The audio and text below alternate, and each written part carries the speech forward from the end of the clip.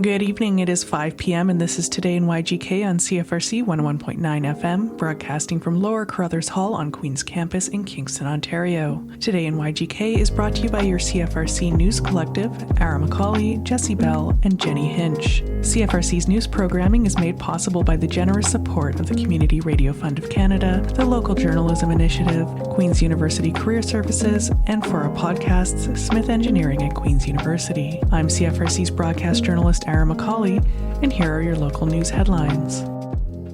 The City of Kingston marked Emancipation Day on Saturday, August 1st with a flag-raising ceremony and community activities in Confederation Park and in front of City Hall. Since 2021, Emancipation Day has been observed annually on August 1st, commemorating the enactment of the Slavery Abolition Act of 1833 across the British Empire. The day reflects a shared civic commitment to honoring the resilience of Black and Indigenous communities, acknowledging the legacy of enslavement in Canada, and advancing education, reflection, and collective liberation. The city hopes to encourage residents to reflect on the ongoing struggle for equality and to continue the work of dismantling racial discrimination in Canada, something that J.C. Kenny, Director of Communications and Customer Service for the City of Kingston, spoke to in her opening remarks. Emancipation Day, as we've heard this morning, marks a time in history when the British Parliament abolished some 250 years of slavery of people of African descent. And for all of our awareness here today, it was first officially recognized by the Canadian government in 2021. Not that it wasn't supported, it was just officially recognized as Emancipation Day, 2021. Here in Kingston, City Council asked that the marking of Emancipation Day be continued in 2022 and beyond, which is why we're here today. As, quote, a reminder of Canada's history of enslaving people of African descent as well as Indigenous peoples. And although we can acknowledge that many gains have been made, I think we can also agree that people of Black and brown skin and other equity-deserving groups still face discrimination. If not in all, then in some corners of their lives. Racism is alive and well, and each of us is called upon to do our part, to do what we can to quash it at the root, to call it out when we see it, to recognize racism for what it is. This is not an easy task. We live in a world where the tendrils of racism can be found in our own modern institutions, healthcare, policing, education, housing. Big one in Kingston, housing. Have we progressed? We have. We no longer see our ancestors in physical chains. But the chains of racism and discrimination can appear in many forms. We live next to a country where many of the programs built carefully and implemented around equity, diversity, and inclusion in corporations, school boards, companies, governments, and so on have been dismantled over the past year or so, with those in leadership who once embraced, supported, and promoted these programs now threatened with consequences if they even try to discuss and teach ideas around equity and inclusion. There are serious and legitimate concerns. The clock is moving backwards. It is of utmost importance that groups such as those working in Kingston and beyond continue the work with diligence and focus. Keisha Facey, an equity, inclusion, and organizational change consultant, speaker, author, community activist, and cultural arts programmer, delivered the keynote address, speaking on the 2026 theme of honoring the past, empowering the future. Because our struggle has never simply been about freedom. It's always been about humanity, about dignity, about belonging, which was mentioned today, about our collective right to imagine and build a future that is not defined by the violence that has been imposed upon us. A right to heal from the pain of the past, Today, as we commemorate Emancipation Day, I want us to think about liberation, and Black liberation specifically, and not thinking about it as the absence of change. I want you to think about it in terms of the presence of joy. We want communities that are able to determine our own future. We think about economic self-reliance, political voice, institutional power, safe communities, healthy families, children who grow up knowing exactly who they are or where they want to be, the freedom to imagine beyond survival, and maybe most importantly, the ability to live without fear. When we think about our history, we cannot think about our history beginning with slavery as though that's where we first just magically appeared, as though our story began in chains. Slavery was never our beginning, it was an interruption, just like this is an interruption of my speech. We'll give it a moment. So long before European ships crossed the Atlantic, our ancestors governed kingdoms, built universities, had systems of law, practiced medicine, studied the stars, created complex systems of trade, raised families, honored elders, and passed knowledge from one generation to the next. Whole civilizations. So when we're talking about emancipation and we're talking about freedom, we're talking about the disruption, the interruption of whole civilizations. So the transatlantic slave trade, it was a violent interruption of all of those worlds. It wasn't just that millions of Africans were enslaved, but the entire system of knowledge, kinship, language, spirituality, and community was fractured for centuries. That is why remembrance matters. Remembrance is resistant. What matters is that we resist, that we refuse to surrender our humanity. So on this Emancipation Day, let us remember that emancipation was never a destination. It's an invitation to continue the work that our ancestors began, to build communities where Black children are not merely safe, but celebrated, where Black families are not merely surviving, but thriving, and where freedom is measured not only by what we escaped, but what we built together.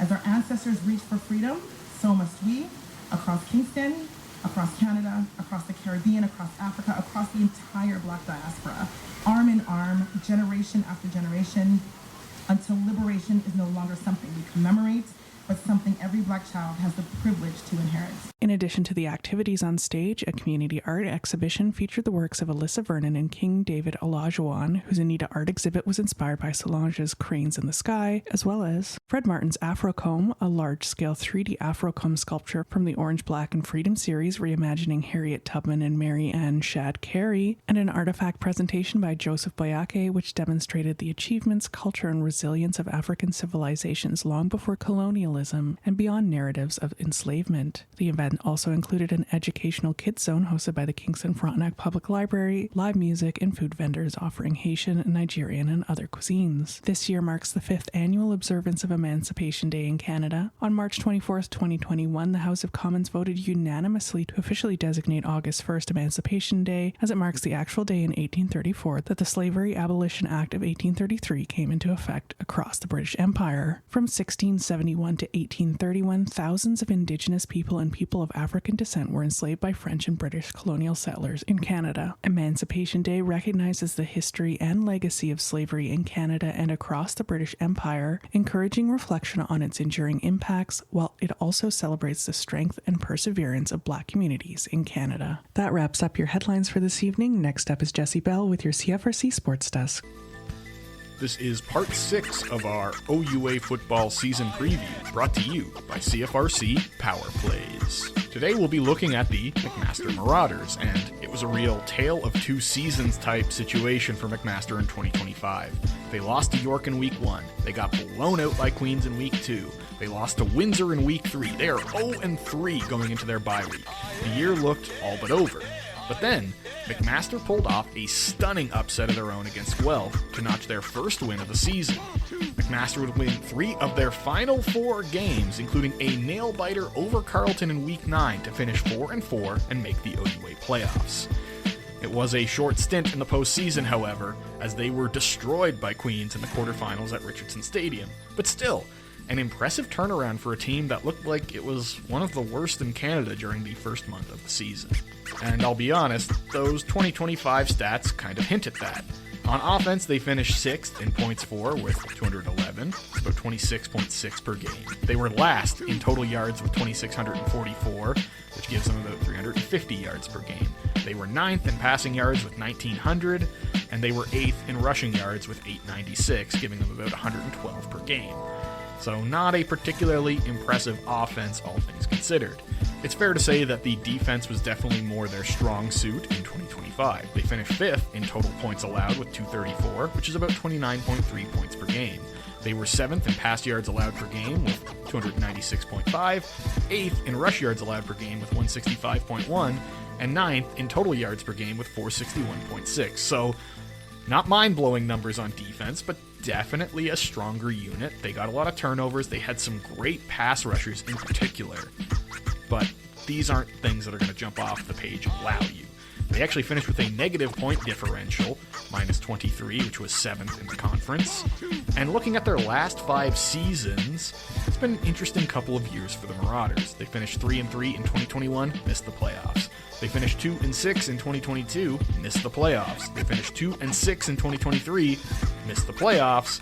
Then they went 4-4 in 2024 and 2025, making the playoffs both years, but getting blown out in the quarterfinals by superior teams. Looking ahead to 2026, I'll just say that I think McMaster is glad to have 2025 over and done with.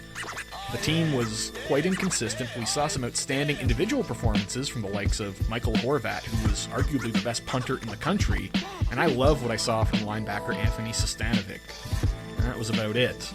Lucas Thalman was a decent runner at quarterback, but really lacked a lot of pop in his passes. Lucas Barisi looked shaky against Queens last year, but I know he's been putting a lot of work in the offseason. He did the quarterback internship, so I think he'll have a stronger 2026. Look, I think this team has a lot of potential. They were very young last year. They suffered some hard knocks as a result of it. But, yeah, I don't know. I believe in McMaster maybe more than most people do. Maybe it's the Steph Patazic effect. Not many coaches could get as much out of this team as he did last year, and I think that's going to be consistent moving forward. He's one of the best coaches in the country, and that will help this program immensely. Now, Mac has a brutal schedule to start the season. Windsor in Week 1, Guelph Week 2, Laurier Week 4, Western Week 5. Those are 4 very tough games. They get some relief with Waterloo and Toronto, who I think they can beat, but then they host the defending Yates Cup champion Queens Gales in the season finale. I've got Mac picking up 3 wins against the Toronto teams in Waterloo. Beyond that, it might get a little ugly at times. Still a learning curve for the young McMaster Marauders, but I think this team is trending towards something special. They just aren't there yet. 3-5, 8th in the OUA, narrowly missing the playoffs. That is my prediction.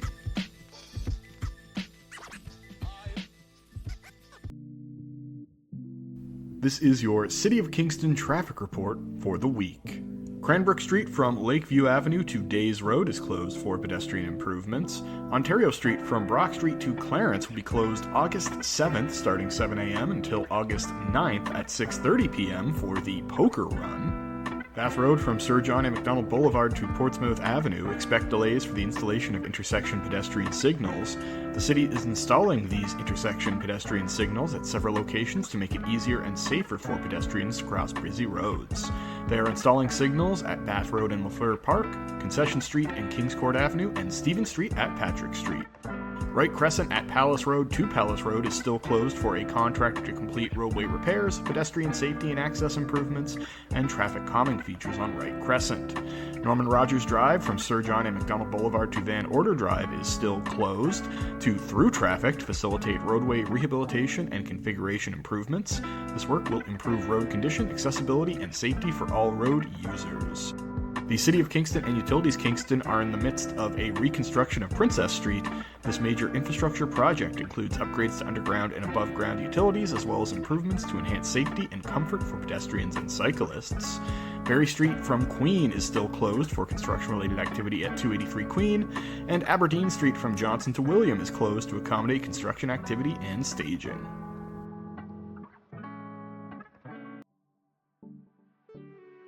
This is your Environment Canada weather report for the Kingston region. We begin with your holiday Monday, August 3rd. 26 is your high with lots of bright sunshine, feeling closer to 30 degrees, UV index of 8. Tuesday, August 4th. 27 is your high, feeling a degree warmer with a UV index of 8, mostly sunny with a few clouds here and there. Wednesday, August 5th. 25 is your high with cloudy and humid conditions, feeling closer to 30 degrees. Thursday, August 6th, 27 is your high, but with the humidity it feels closer to 30, and once again we've got a UV index of 8. Friday, August 7th, 26 degrees is your high with largely sunny conditions, feeling closer to 27, so a little cooler. Beautiful day here in the city of Kingston. Saturday, August 8th, 25 is your high with a 55% chance of precipitation in the morning, going to feel closer to 30 degrees otherwise and quite humid. Sunday, August 9th, 25 is your high, feeling closer to 30, partly sunny, with a 70% chance of afternoon thunderstorms. And starting off next week, Monday, August 10th, 25 is your high with a 55% chance of precipitation. Hello, Kingston, and welcome back to CFRC 101.9 FM. Broadcasting from Kingston, Ontario, I'm CFRC's Community News and Arts Coordinator, Jenny, and this is your weekly events and concerts calendar brought to you by Flying V Productions. Whether you're looking for live music, community events, workshops, markets, or family-friendly fun, there's lots happening around Kingston this week, so let's get into it. Starting off Monday, grab lunch at Cafe Franglais before testing your knowledge at Trivia Night at Something in the Water Brewing Company. Live music includes Jazz Mondays with Chantel Thompson at the RCHA Club and Gerald McGrath's Monday musical residency at the Cove Inn. On Tuesday, get moving with Chair Fitness. Learn something new at the ASL workshop and enjoy the Puppet Show tour at Storrington Center. Then dance the evening away at Salsa in the Square or check out Drag in the Park. Live music includes John Torst's Hang and Jam at Roswell Rehearsals, Tom Savage's Tuesday Happy Hour Jam at the RCHA Club, and the Fiesta Mexicana at the Cove Inn. Wednesday features games in the square, swinging summer at the City Hall Amphitheater, plus plenty of chances to test your knowledge with music trivia at Riverhead Brewing and Trivia Night at Daft Brewing. Live music includes Taryn McKenna and Vince Stabile at the Belvedere Hotel, Head Over Heels at the Bank Gastro Bar, Sean McCullen at the Cove Inn, Christopher Jackson at the Creekside Bar, and the Cataraqui Chamber Music Festival at the Sphere, and an open mic with Wayne Riley at Time Out Bar. On Thursday, browse the Kingston Public Market and bring your kids to Stories in the Square. Get creative at Bring Your Own Craft or take part in finding scenes in everyday life at the Tet Center. You can also catch a free screening of High School Musical in Springer Market Square or head over to the Queen's Family Night at Elbow Lake. Live music includes Tyson Sullivan, Cullen Slack, Bentley McKegney, Clear Breeze, Doug Vanderhorden, Shane Dunn, the Cataraqui Chamber Music Festival, and Waco at the Toucan. Friday includes the Kingston Sheepdog Trials, Spindle Fest, Spanish Conversation Sessions, Speaking Vibrations at TK Fringe, Nuts at the Tet Center, and Kicking It Country at City Hall Amphitheater. Music highlights include Amanda Keeley Trio at the Cove Inn, Neil Carter at Kicking It Country, Nolan Hubbard at the Waterfront Concert Series, the Wolf Island Music Festival, Heatwave at the RCHA Club, Groove Infused, Lowest of the Low, the Celtic Kitchen Party, Dr. Bombay, and John McClurg at the Toucan. Heading into Saturday, don't miss the Women's Arts Festival in City Park, the Kingston Public Market, chef demos, Saturday sessions, and the Sheep to Shawl competition at the Kingston Sheepdog Trials. Live music includes performances at the Women's Art Festival, Texas Tuxedo, and Friends at the South Road Jam, the Wolf Island Music Festival, and much more. Wrapping things up Sunday, the Memorial Center Farmers Market returns alongside yoga in Battery Park and the shawl auction and spinning frolic at the Kingston Sheepdog Trials. Music includes Taryn McKenna and Vince Stabile at the Belvedere Hotel, live music Sundays at Finkelshore Park, Marianne Dexler Band at Time Out Bar, Head Over Heels at the Cove Inn, and Ben Nichols, Corey Brannon at the Broom Factory. That's your weekly events and concerts calendar for August 3rd through the 9th. For more information on any of these events, visit the CFRC website and keep it locked right here on CFRC 101.9 FM. This events calendar is brought to you by Flying V Productions, bringing live theater, comedy, and unforgettable entertainment to audiences across Kingston. I'm Jenny. Thanks for listening and have a great week, Kingston. Thank you for tuning in to CFRC's local news programming. To revisit episodes of Today in YGK and listen on the go, be sure to head to our podcast network at podcast.cfrc.ca. Today in YGK is brought to you by the generous support of the Community Radio Fund of Canada, the Local Journalism Initiative, Queen's University Career Services, and for our podcast, Smith Engineering at Queen's University. Be sure to stay tuned for more CFRC programming coming up next.